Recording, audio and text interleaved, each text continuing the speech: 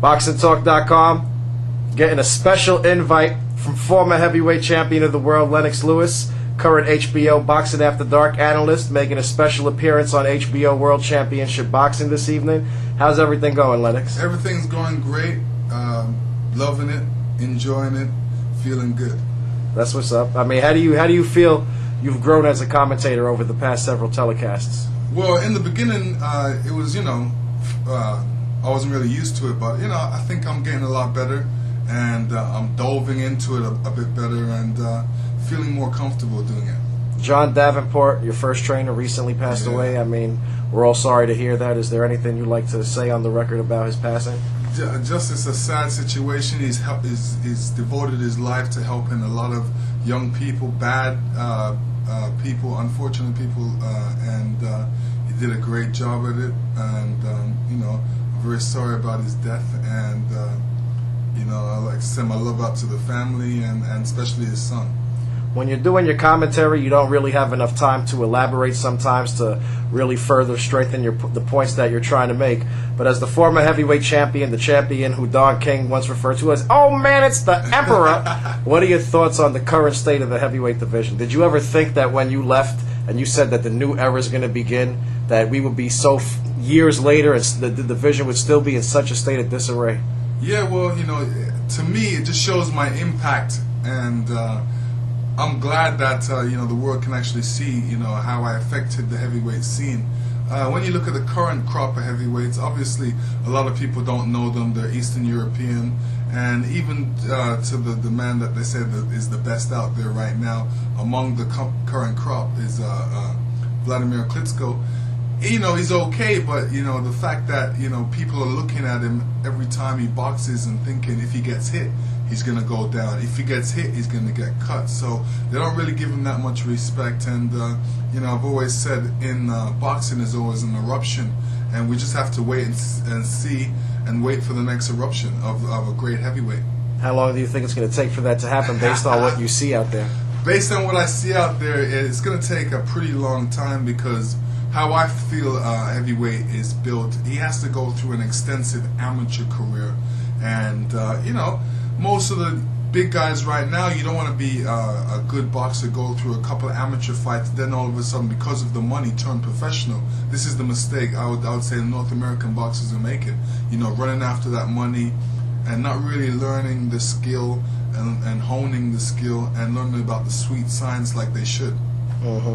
I mean, Vitaly Klitschko, prior to his retirement, was the man being considered as the best heavyweight, and his most notable performance was a courageous defeat at the hands of you. Yeah. Since then, he's only said, since he retired prior to the Rockmont fight, he said the only fight that could bring him back is the rematch with Lennox Lewis. Boxing Talk readers don't know this because this is the inside info, but Lennox is in shape.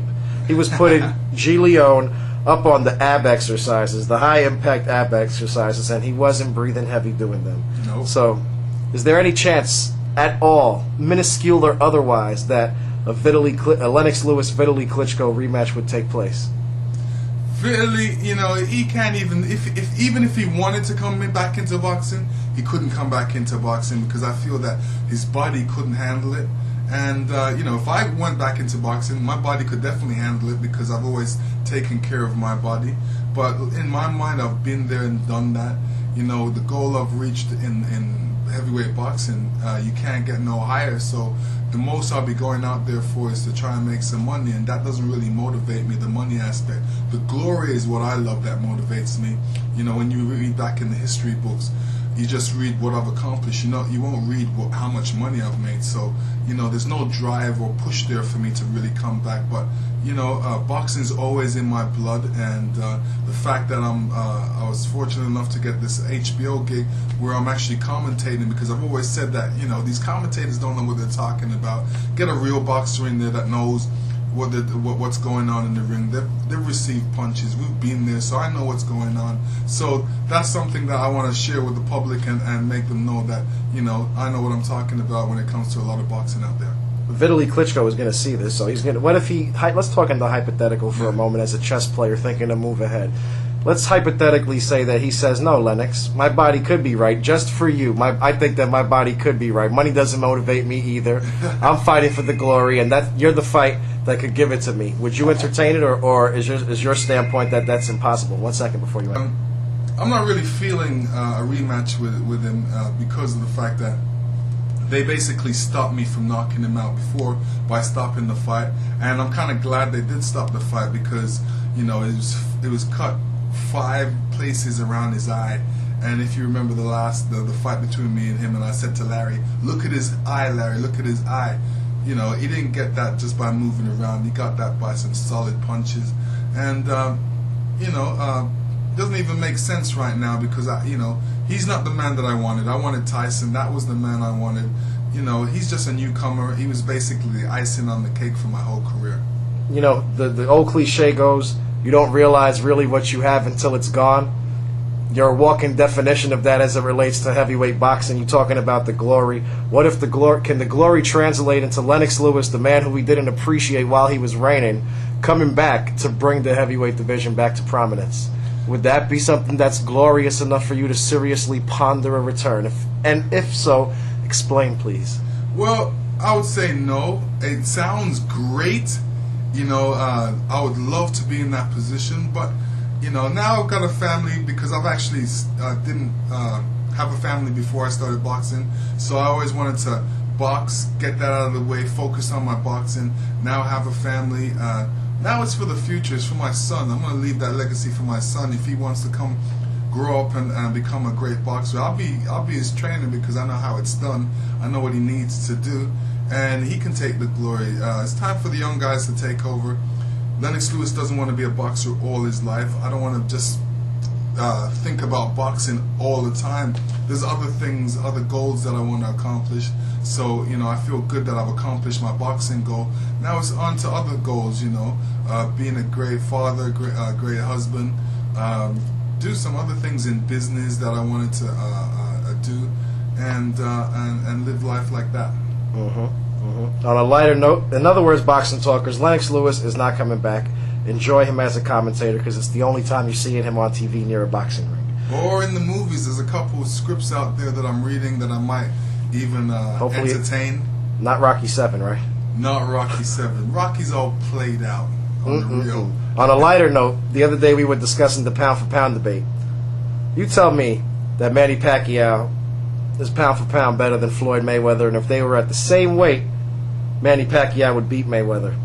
Well, I'm looking at a pure boxer aspect. I think Floyd Mayweather is really talented, very talented, skillful, and I don't see anybody around today that can really beat him. The only person that I would say is in that league is definitely Pacquiao.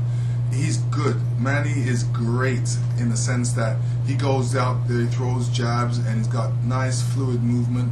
And there are different styles of boxing out there, and styles make boxing makes great fights as well.